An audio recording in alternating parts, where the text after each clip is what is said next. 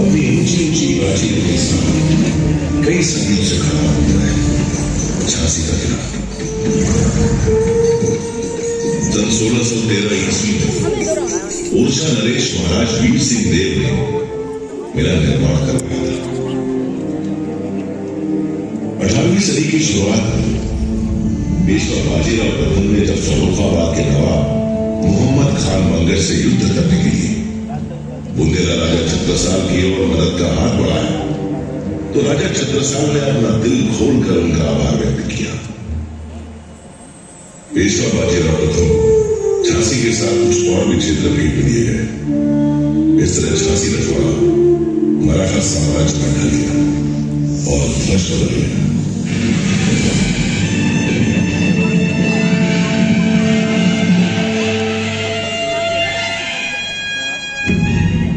सदी की समाप्ति के बाद झांसी की सूबेदारी का जिम्मा नेवालकर को सौंपा गया।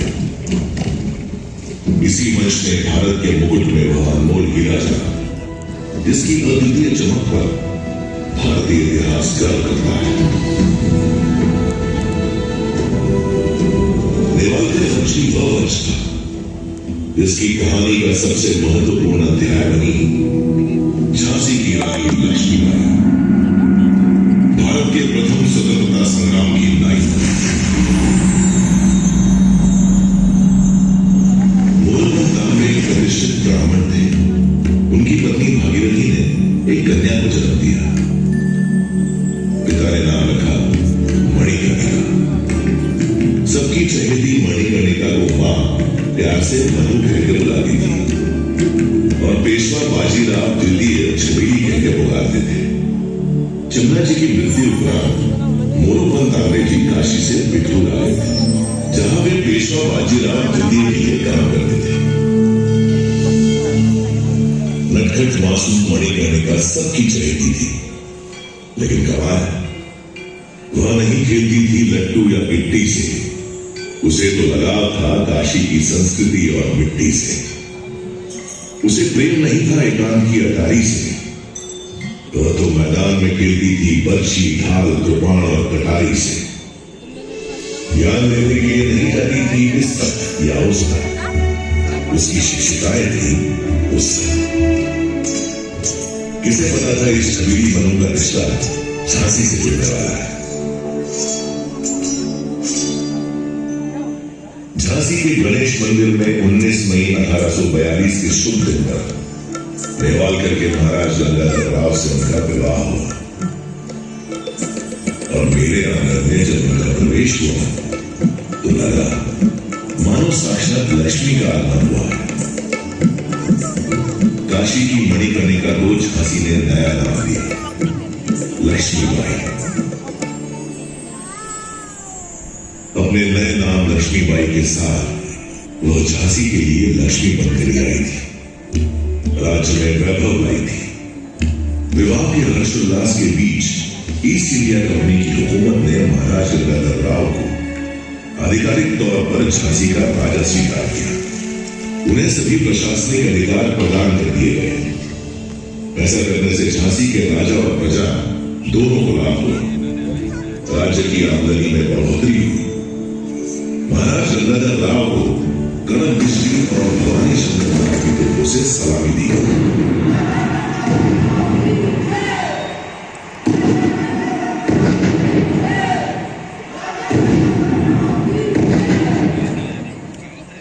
महाराज गंगाधर राव एक कुशल प्रशासक थे, काफी उदार और कला प्रेमी थे। उनकी नाट्यशाला में साहित्य, संगीत, नृत्य, नाटक की रसरशा होती रहती थी।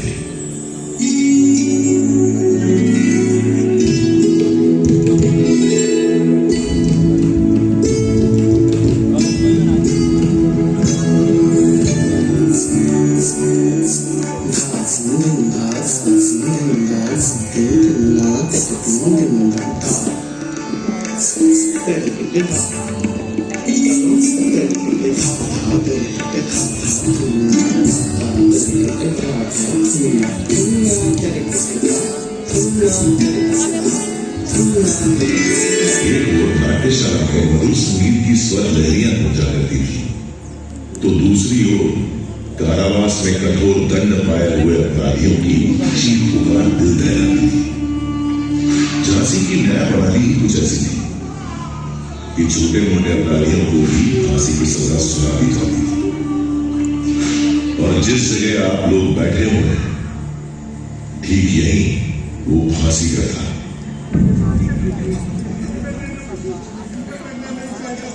एक दिन रानी लक्ष्मीबाई सुबह सुबह शिव पूजन के लिए इधर से जा रही। उन्होंने फांसी सजा याफ्ता अपराधी की चीख सुनी। उनका मन विचलित हो गया। उन्होंने महाराज गंगाधर राव से इस फांसी की सजा और इस फांसी का बोझ झांसी से सदैव हटाने का अनुरोध किया। इस अमानवीय न्याय प्रणाली को जल्द से जल्द रोकिए महाराज। फांसी की सजा और ये फांसी घर झांसी के किले से सदा सदा के लिए हटवा दें। आपसे मेरा ये अनुरोध है। महाराज ने रानी का अनुरोध स्वीकार कर लिया और झांसी में फांसी की सजा पर पूर्ण प्रतिबंध लगाने का आदेश जारी कर दिया। उसी दिन से झांसी गले की फांसी, ददिया गले का हार सिर्फ कहानियों की बात रह गई। झांसी की प्रजा ने इस नर्म दिल आदेश की सराहना की और महाराज का अभिनंदन किया। झांसी में इंसानियत की हवाएं बहने लगी। देश प्रेम की एक लहर के साथ नई ऊर्जा का प्रसार होने लगा। सुरक्षा की जिम्मेदारी अब केवल पुरुषों की नहीं रह गई थी, महिलाओं ने भी कमान संभाली। रानी लक्ष्मीबाई स्वयं तलवारबाजी एवं घुड़सवारी में निपुण थी। उन्होंने झांसी की स्त्रियों में भी इस कौशल का विकास किया। शस्त्रागार में नए हथियार मिलने लगे। एक तो उनका नाम झांसी की रानी रखा गया। क्या धमाका था उस धीरे धीरे तैयार होने लगी इस युवरानी करने की दुर्गा सेना।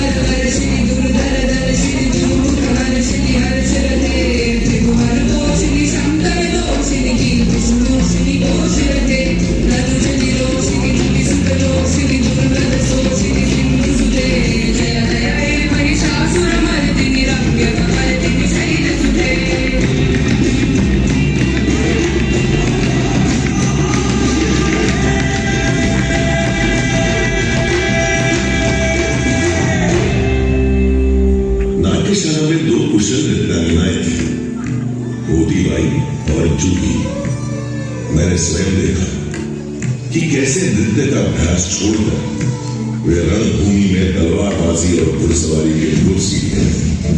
देखते ही देखते रानी लक्ष्मीबाई की दुर्गा सेना झांसी की सुरक्षा करने में समर्थ हो गई। झांसी में जो लक्ष्मी बनकर आई थी वो अब दुर्गा बनकर प्रजा के दिल पर राज करने लगी। कुछ समय बाद वो पल भी आ गया जिसका झांसी राज्य बेसब्री से इंतजार कर रहा था। रानी लक्ष्मीबाई की गोद भर गई। झांसी राज्य को उसका उत्तराधिकारी मिल गया। महाराज गंगाधर के आंगन में थालियां बजी। पूरा झांसी राज्य खुशियों से सराबोर हो उठा। झांसी के इस उत्सव को न जाने किसकी नजर लग गई। खुशियों की शहनाइयों से अचानक मातम के स्वर फूटने लगे। मात्र 3 माह की बेकारी को क्रूर काल निकल गया। रानी की गोद उतर गई। इस घटना से महाराज गंगाधर को गहरा सदमा लगा। उनका स्वास्थ्य बिगड़ने लगा। उन्हें लाइलाज रोने घेर लिया। महाराज को झांसी के भविष्य की चिंता सताए जा रही थी।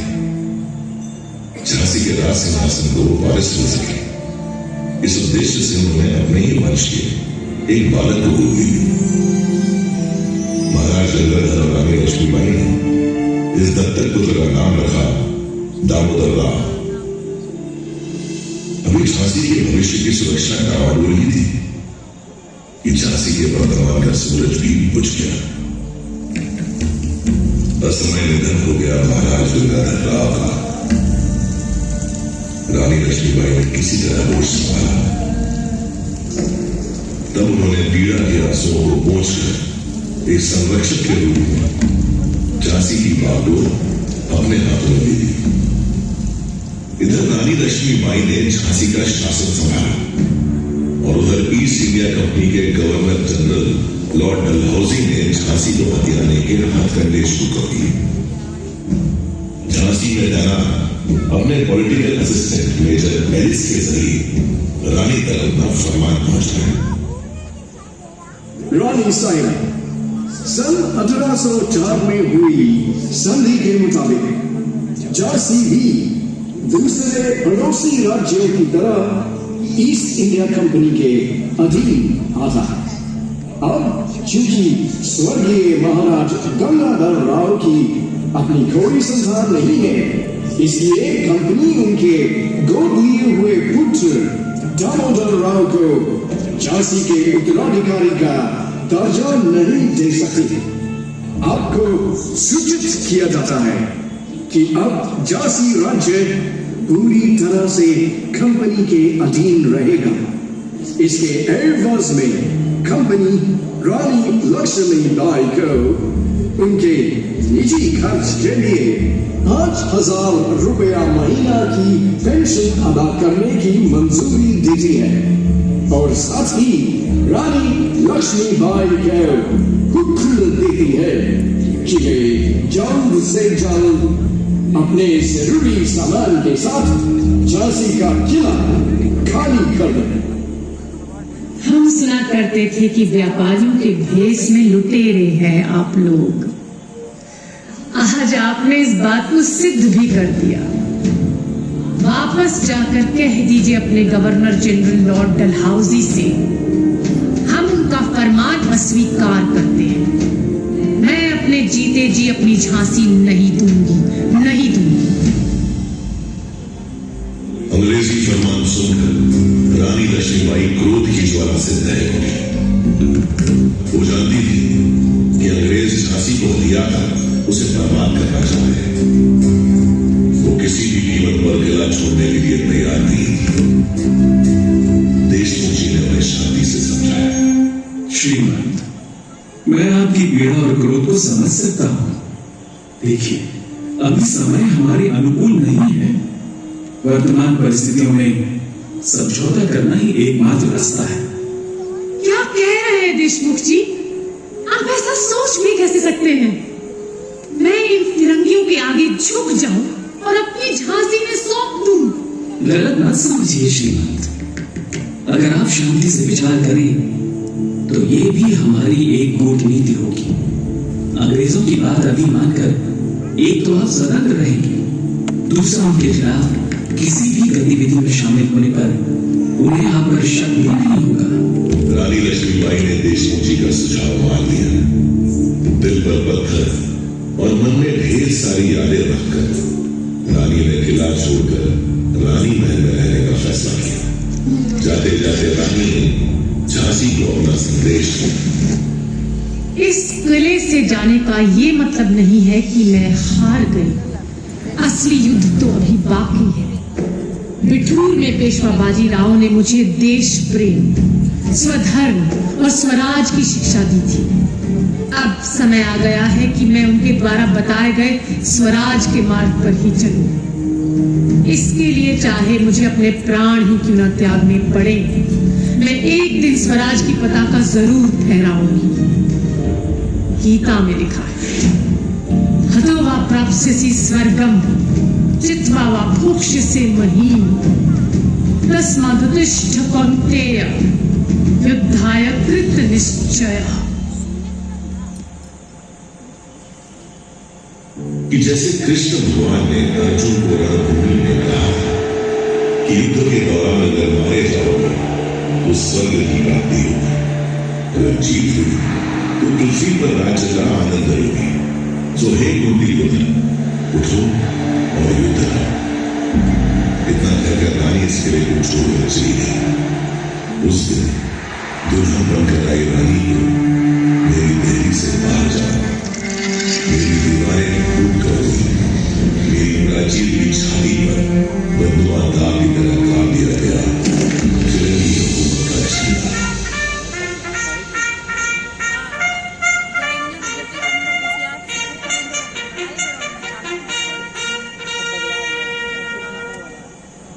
हंसती खेलती झांसी का सुख वैभव छिन गया। अंग्रेजी हुकूमत ने न केवल आम जनता को प्रताड़ित किया, बल्कि रानी का अपमान करने का भी कोई मौका नहीं छोड़ा।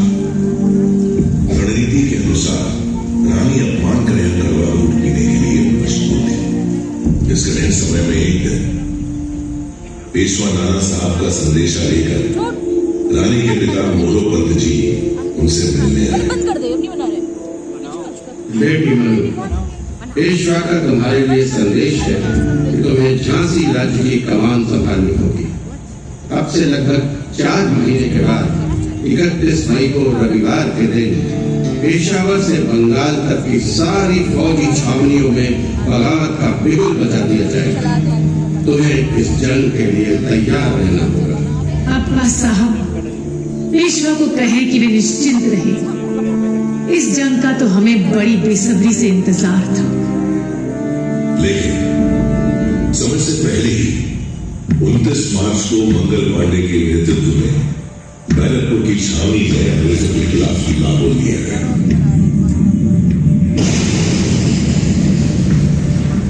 मंगल पांडे की शहादत का शुभ समाचार भी आया। लेकिन 10 मई आते आते मेरठ में भी बगावत की शुरुआत हुई, जो दिल्ली को आजादी दिलाने तक जा पहुंची। बारी थी झांसी।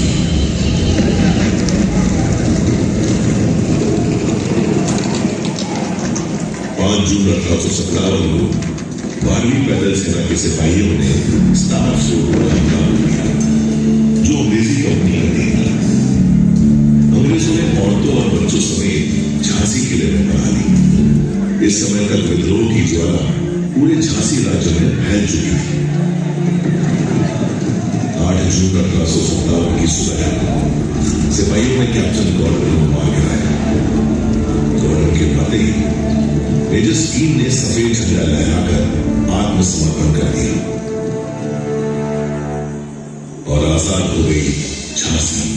आजाद हो गया मैं, ध्वज बदल गया।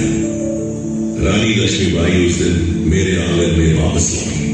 उन्होंने प्रजा को धन्यवाद दिया।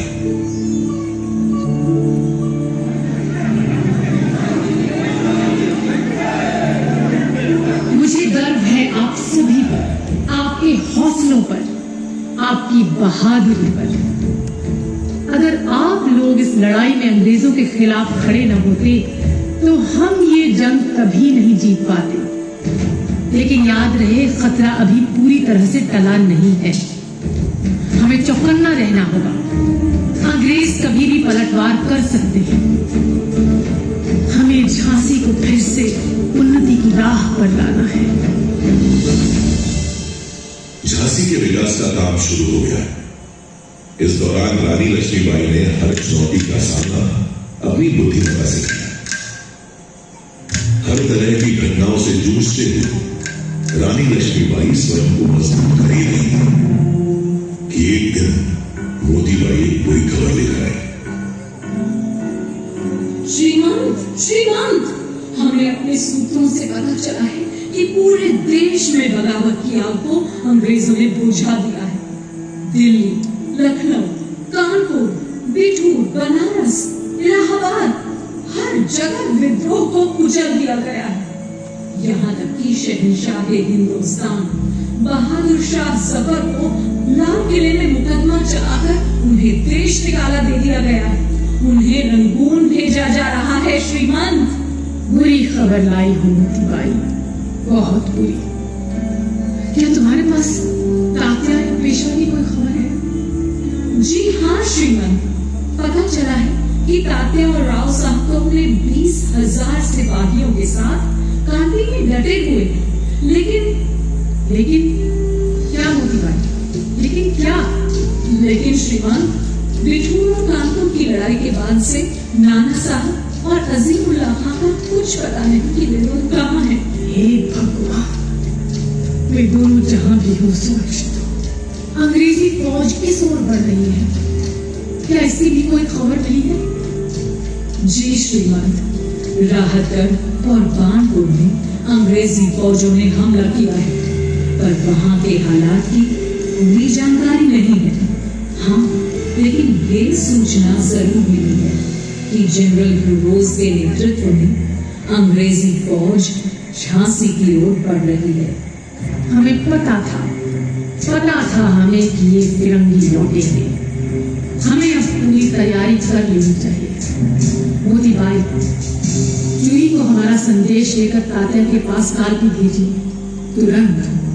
वो तात्या से कहें कि जब अंग्रेज झांसी पर हमला करे तब तात्या अपनी फौज के साथ अंग्रेजों पर पीछे से धावा बोल दें। इस तरह इन अंग्रेजों को संभलने का मौका नहीं मिलेगा। जी श्रीमंत। राहतगढ़ से भी बुरी खबर ही आई। अंग्रेजों ने वहां भाई फाजिल मोहम्मद खां को फांसी पर चढ़ा दिया था।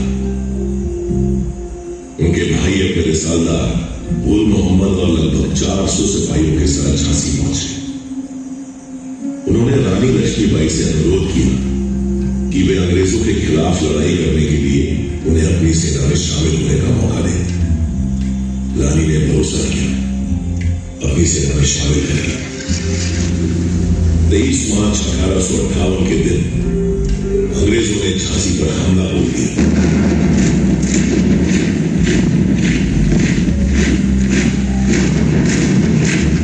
बारिश के धुआं के बीच खड़ा ये सब देख रहा, लेकिन झांसी में वफादारों की भी कोई कमी नहीं थी। फाटक पर ही अंग्रेजों पर टूट पड़े कुंवर खुदाबख्श। लड़ते लड़ते उन्होंने अपने प्राणों की आहुति दी।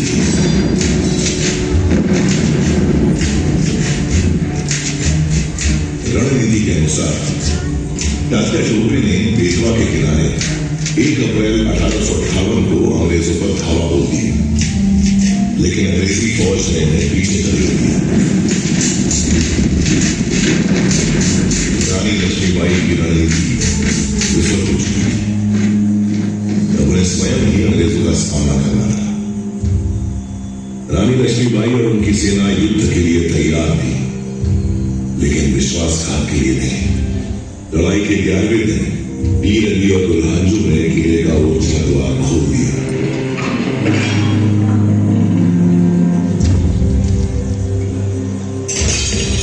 अंग्रेजी फौजें शहर में प्रवेश करने में सफल हो गई। इधर किले के बुर्ज पर पहले गौस खां और फिर थोड़ी देर बाद मोतीबाई भी शहीद हुई। रानी लक्ष्मीबाई ने अपने 3 सबसे होनहार सैनिकों को खो दिया। आज भी इस किले की मिट्टी में सुनहरे खाक है ये शूरवीर। रानी अंग्रेजों का डटकर मुकाबला कर रही थी, लेकिन परिस्थितियां झांसी के विरुद्ध होती जा रही थी।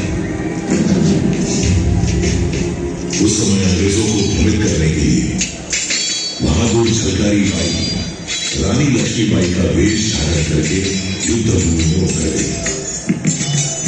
वेशभूषा के कारण झलकारी को रानी समझकर उसे युद्ध करने। झलकारी ने रानी लक्ष्मीबाई और उनके पुत्र की जान बचाने के लिए अपने प्राणों की आहुति दी। तभी मैंने देखा कि कैसे अपने घोड़े पर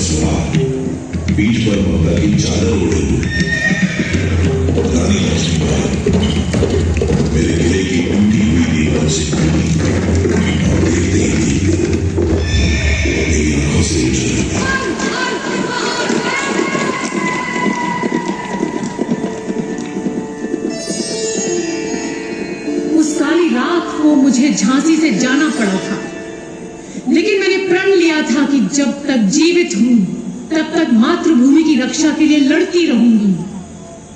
मेरी इस लड़ाई में ग्वालियर के सैनिकों ने मेरा साथ दिया और मैंने बिना लड़े ही जीत लिया ग्वालियर का किला।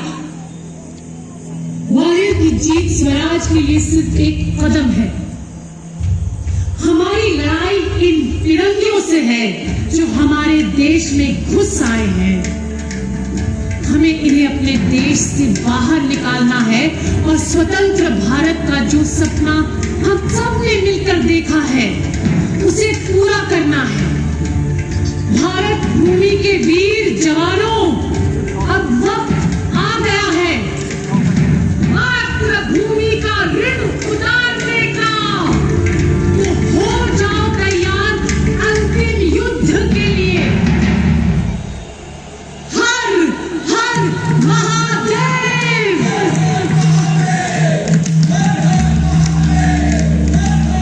अंग्रेजों से अंतिम युद्ध का समय आ गया था।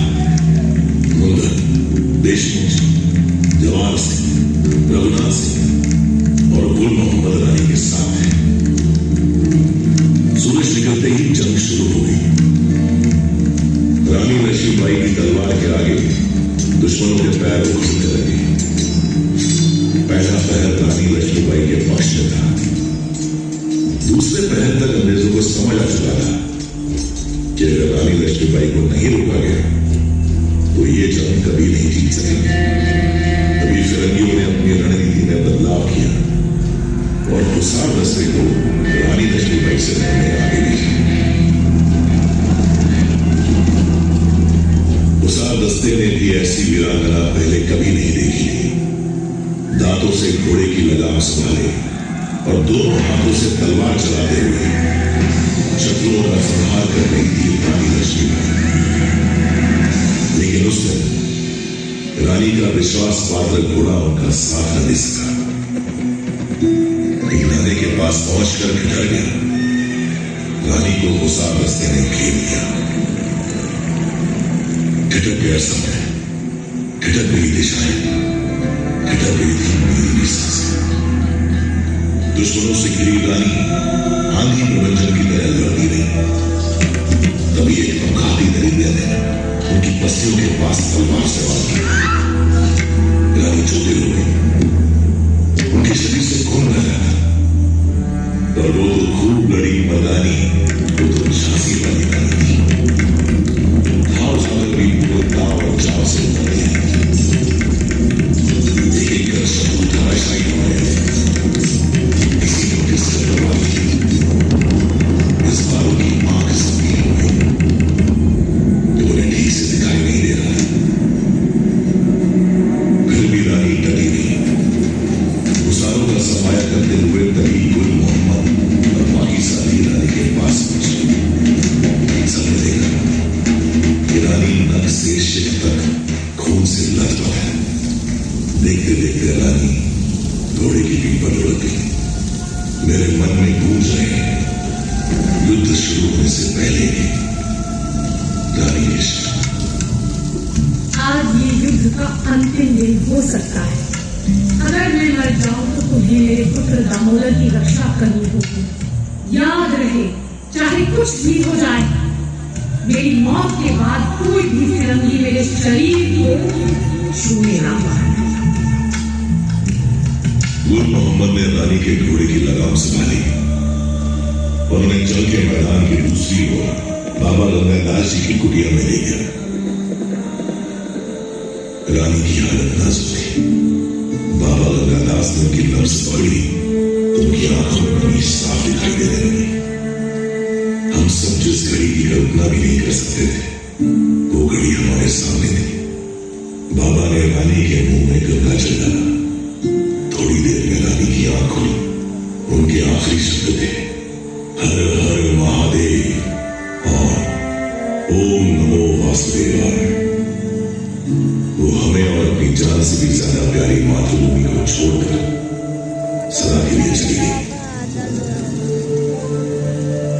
रानी लक्ष्मीबाई की देह पंचतत्वों में विलीन हो गई, लेकिन रानी की शौर्य का था धरती आकाश की सीमाओं के पार कण कण में समा गई। रानी की समय के बंधनों को लांघ कर आज भी हमारे सामने मौजूद है। लोग कहते हैं कि उस दिन रानी मर गई थी, लेकिन मैं जानता हूं उस दिन रानी लक्ष्मीबाई युगों युगों तक अमर हो गई थी, सदैव वीरता की मिसाल बनकर जिएगी।